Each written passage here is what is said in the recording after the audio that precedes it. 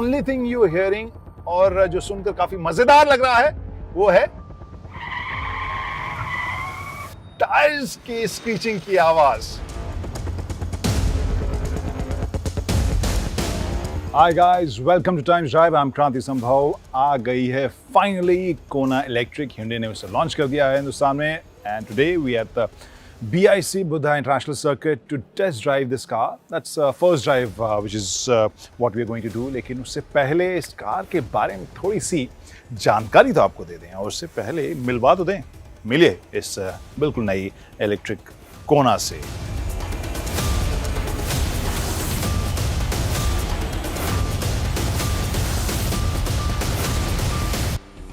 So electric Kona is launched at a price of rupees 25.3 lakhs, जो इसकी size के हिसाब से तो कीमत बड़ी रहेगी, लेकिन एक नई शुरुआत है हिंदुस्तान में ईवी को लेकर। We are seeing lots of talks, lots of debate, और उस बीच में इस कार के लॉन्च होने के मायने क्या है वो तो हम आने वाले वक्त में डिटेल में बात करेंगे, लेकिन फिलहाल इस प्रोडक्ट के बारे में ही बात करते हैं। लुक के हिसाब से if you see, front grille जिस तरह से गायब है, वही आपको सबसे पहली झलक या पहला क्लू देगा कि this is not a regular car. Front grille तो है ही नहीं, कोई आपके पास यहाँ मेश नहीं है, कोई भी हम जो कैस्केड स्टाइल या फिर हेक्सागोनल या तमाम तरह के डिज़ाइन हम देखते हैं वो तो यहाँ पर नज़ारा है। इसका मतलब इंजन तो है नहीं, अंदर क्या है वो हम आपको अब दिखाते हैं। और ये देखिए इंजन की जगह इसका मोटर, और ओवरऑल पूरा जो कंपोनेंट का हिसाब किताब है वो आप समझ सकते हैं कि भीड़ काफ़ी कम है, यानी यहाँ पर जो कंपोनेंट्स की संख्या है रेगुलर कार से काफ़ी कम हो जाती है। लेकिन इंटरेस्टिंग चीज़ ये है कि just like the regular cars, यहाँ जो हेड यूनिट है या मेन यूनिट है उससे यहाँ पर शक्ल जो दी गई है वो ऐसा दिया गया जैसे इंजन का कवर हो आमतौर पर जिस तरह से हम गाड़ियों में देखते हैं। तो वो एक एलिमेंट आपको यहाँ पर इंटरेस्टिंग देखने को मिलेगा।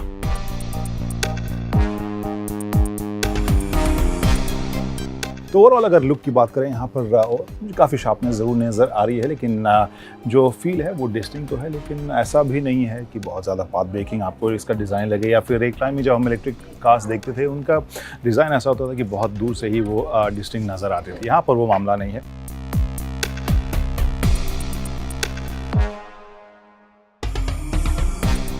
और यहाँ पर मैं इस ड्राइवर सीट पर बैठ गया हूँ, और वैसे इसमें स्टार्ट स्टॉप बटन लिखा है, जिससे आमतौर पर हम बोलते हैं engine start stop button, but इसमें इंजन है नहीं।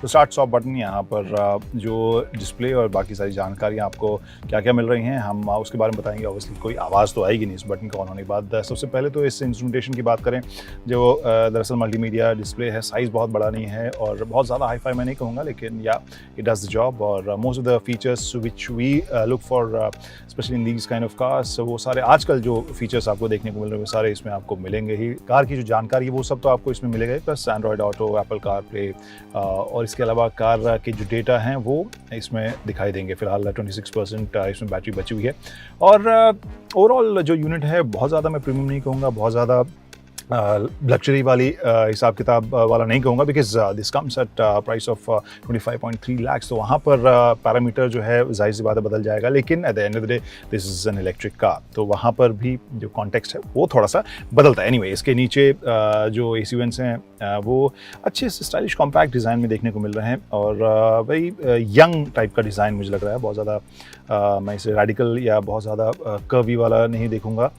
Interesting design. यहाँ नीचे क्लाइमेट कंट्रोल का यहाँ पर बटन्स और बाकी सारे स्विचेस देखने को मिल रहे हैं। यहाँ सामान रखने की जगह wireless charger, USB point, auxin वगैरह आपको देखने को मिलेगा। नीचे जो है वो जगह, सबसे पहले तो ये जगह आपको काफ़ी मिलेगी, क्योंकि यहाँ पर जस्ट लाइक इंजन ट्रांसमिशन भी आपको इसमें नहीं मिलेगा। That's why you have lots of space यहाँ बीच के पैनल में। तो यहाँ सिर्फ बटन दबाइए और पार्किंग, न्यूट्रल, ड्राइव, रिवर्स, ये 4 बटन दबाइए और कार को आप कंट्रोल कर सकते हैं, या इसके ड्राइव को, यानी गियर की जगह आपके पास ये 4 बटन्स हैं। और वहीं ये ड्राइव मोड में जब जाएंगे तो आपके अलग अलग ड्राइव मोड को आप सेलेक्ट कर सकते हैं, स्पोर्ट, इको या उस तरह के मोड्स। तो मोर और लेस सॉर्टेड है। यहाँ पर वेंटिलेटेड सीट्स हैं, यहाँ पर उसका बटन या उसका कंट्रोल देखने को मिल रहा है। स्टीयरिंग व्हील के ऊपर आएँ तो जैसा बाहर हमने कहा वैसा ही अंदर भी देखने को मिल रहा है। बहुत ही रेगुलर कार जैसी फील इसमें देखने को मिलेगी। बहुत कुछ अलग सा इसमें नहीं है, बट या एक तरफ इंफोटेनमेंट सिस्टम के कंट्रोल्स दिए गए हैं, दूसरी तरफ क्रूज कंट्रोल दिया गया है। साइज़ जो है वो कॉम्पैक्ट सा है। नीचे पेडल शिफ्टर्स दिए गए हैं जो दरअसल बैटरी रिकूपरेट करने में या बैटरी रिचार्ज करने में मदद करते हैं, और उसके बारे में भी हम डिटेल से आपको आगे अपनी रिपोर्ट्स में बताएंगे। लेकिन और फीचर क्या है, जी हाँ, आप इसको एडजस्ट कर सकते हैं स्टीयरिंग व्हील को रीच के लिए भी और इसके अलावा हाइट के लिए भी, तो ये आप कर सकते हैं। और यहाँ इस ड्राइवर सीट को मैंने अपने हिसाब से एडजस्ट कर दिया है। अब दूसरी सीट पे चलेंगे, यानी सेकंड रो में चलेंगे, लेकिन उससे पहले मैं सीट्स की क्वालिटी के बारे में ज़रूर बात करना चाहूँगा। काफ़ी प्रीमियम और प्लश लग रहे हैं, काफ़ी कुशनी से हैं, और यहाँ मुझे वो काफ़ी कंफर्टेबल से लग रहे हैं। देन यू हैव सनरूफ, ज़रूरी है आजकल तो। सेकंड रो में देखते हैं कहानी कैसी है।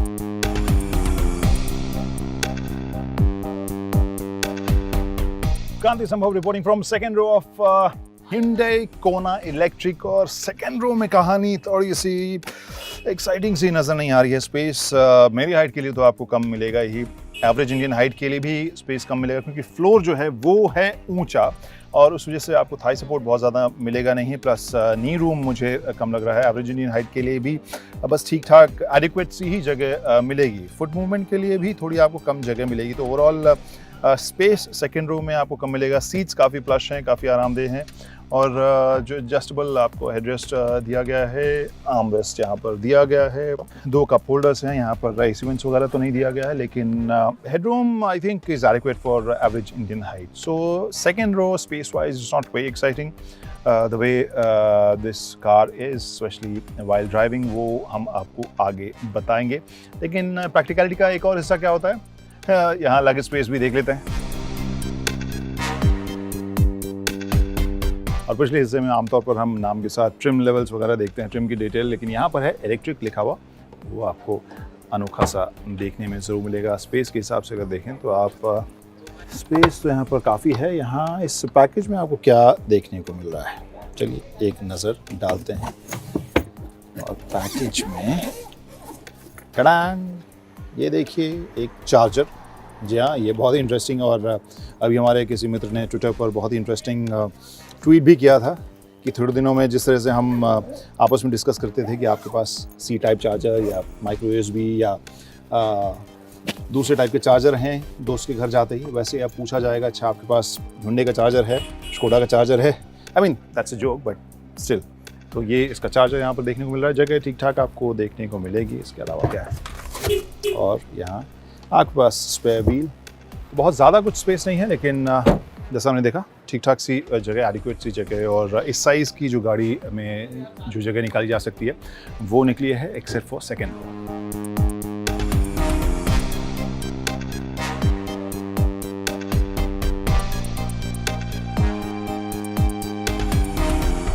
और BIC ट्रैक के ऊपर कोना को चलाने के लिए हम बिल्कुल तैयार हैं। बैठ गए हैं इस कोना इलेक्ट्रिक में, and this is not the first time I am driving an electric car. लेकिन एक ऐसी छोटी SUV, एक छोटी इलेक्ट्रिक कार जो इंडिया में लॉन्च हो रही है, उस हिसाब से ये पहली है। Hyundai की यहाँ पर हिंदुस्तान में पहली इलेक्ट्रिक कार है, and we will just find out कि फील कैसी है। क्योंकि don't expect me to talk about handling and performance, because we just doing 3 laps on this track, और वहाँ पे बहुत कुछ बताने के लिए मेरे पास नहीं रहेगा, एक्सेप्ट फॉर द फैक्ट कि हाँ मुझे फील कैसी हो रही है। तो जनरली जो हम करते हैं इस ड्राइव के साथ, हम अपनी फीलिंग बताएंगे, और I will try to make you drive this car via this story.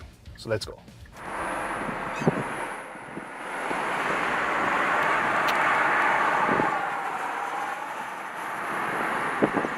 Drive की शुरुआत यहाँ पर हो चुकी है, और मज़ेदार इसलिए लग रही है बिकॉज स्पीड तो मैं पकड़ रहा हूँ, लेकिन इंजन की आवाज़ नहीं है। तो यू डोंट अंडरस्टैंड कि जैसे कई सारी गाड़ियाँ जो हैं वो बिल्कुल चिंगारते हुए जाती हैं, they just growl and rumble, but यहाँ पर वैसा कुछ आपको महसूस नहीं हो रहा है। ओनली थिंग यू हियरिंग, और जो सुनकर काफ़ी मज़ेदार लग रहा है, वो है टायर्स की स्क्रीचिंग की आवाज़।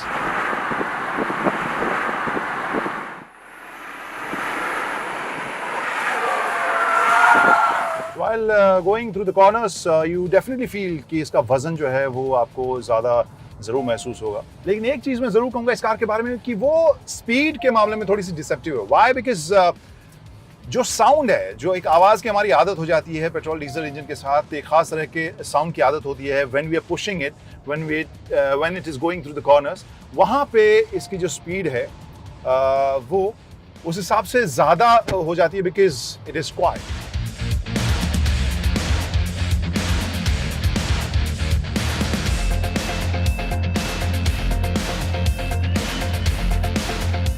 एनीवे अब हमारी थर्ड लैप खत्म होने को है। कैसी रही हमारी drive? Now we can talk about that. सबसे इंटरेस्टिंग जो है वो इसका टॉर्क है। अगेन, हालांकि हर बार कही जाती है बात, एवरीवन टॉक्स अबाउट इट, लेकिन या वो एक्सपीरियंस करने वाली चीज़ होती है। The moment you start the car and push the accelerator, ये तुरंत ही आपको पूरी अपनी ताकत देती है। That is very interesting, very addictive I would say. Speed के हिसाब से जैसे मैंने कहा कि since this doesn't make noise और ग्राउल और रंबल, तो फिर आपको अंदाज़ा एक्चुअली नहीं रहता है कि ये कार कितनी तेज़ भाग रही है। ब्रेकिंग के मामले में मुझे काफ़ी प्रिसाइज अच्छी लगी, लेकिन वहाँ पर आपको ये भी पता चलता है कि हाँ, कार जो है वो वज़नी है।